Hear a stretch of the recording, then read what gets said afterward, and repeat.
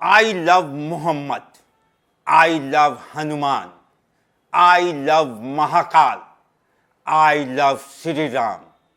इन सब लाइनों में आपको कोई दिक्कत नहीं लग रही होगी, लेकिन बहुत बड़ी दिक्कत अभी देश के ऊपर मंडरा रही है। वो क्यों और कैसे, सब बताएंगे हम आपको अपने इस वीडियो में। नमस्कार, मैं हूं कुणाल सिंह और आप देख रहे हैं न्यूज़ फ्रेम।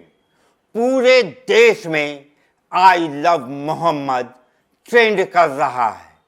आई लव मोहम्मद को लेकर पूरे देश में बवाल मचा हुआ है और ऐसा क्यों है ये हम आपको बताते हैं। दरअसल दुर्गा पूजा शुरू हो चुका है और दुर्गा पूजा शुरू होते ही ये जो हिंदू मुसलमान के जिन हैं ये बाहर निकल आते हैं।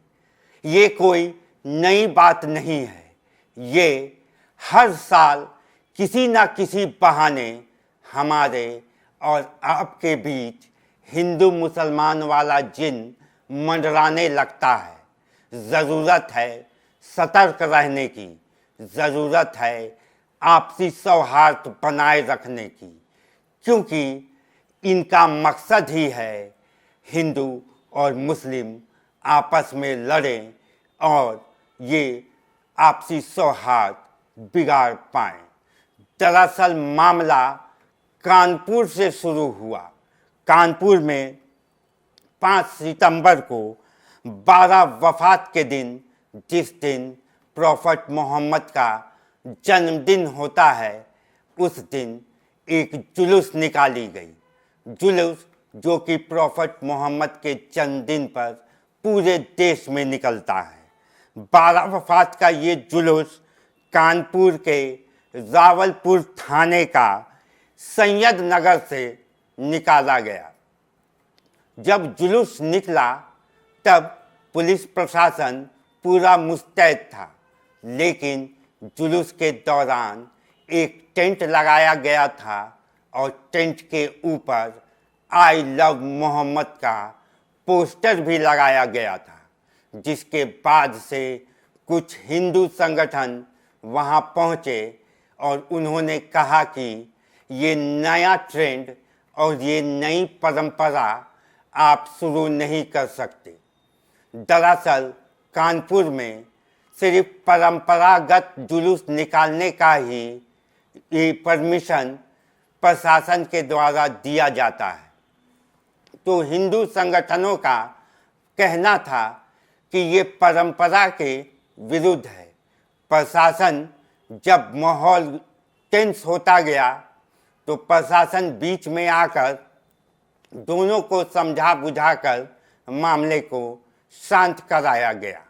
लेकिन मामला उस वक्त तो शांत हो गया, लेकिन 9 अगस्त को कुछ अज्ञात लोगों के खिलाफ मुकदमा दर्ज कर लिया गया, एफआईआर दर्ज कर ली गई और पुलिस ने बताया कि पूरे कानपुर में सिर्फ परंपरागत जुलूस ही निकालने की अनुमति है, लेकिन स्थायी स्थान की जगह और परंपरा के अनुसार तंबू नुमा टेंट को सही जगह पर नहीं लगाया गया था और उस पर बैनर भी लगा के सौहार्द बिगाड़ने की कोशिश की गई थी, जिसके एवज में एफआईआर दर्ज की गई।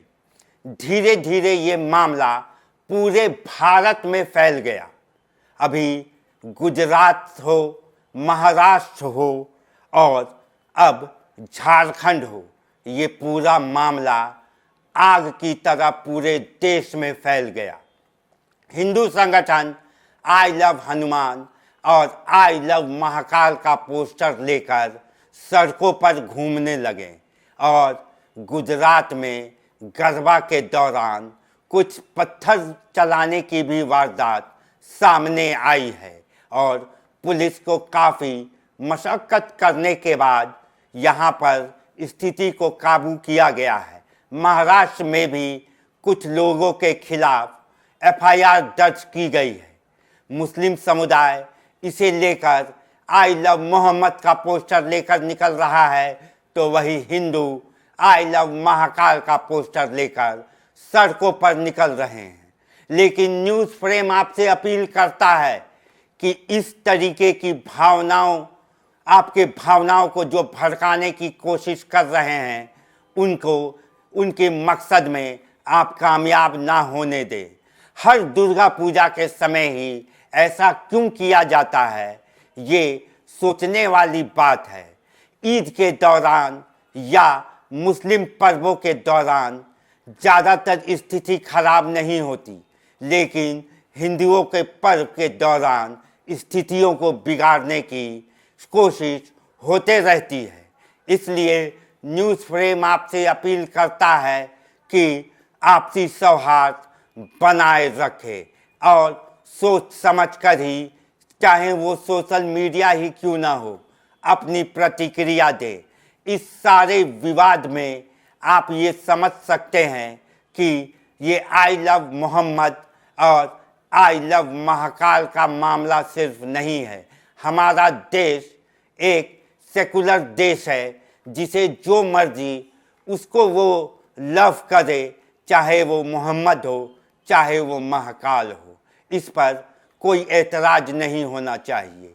वहीं पर आपको बता दें कि झारखंड के स्वास्थ्य मंत्री इरफान अंसारी भी इस मामले पर कूद पड़े हैं और उनका कहना है कि ये कोई हिंदू संगठन का काम नहीं है, ये बीजेपी और आरएसएस जैसे लोगों का काम है।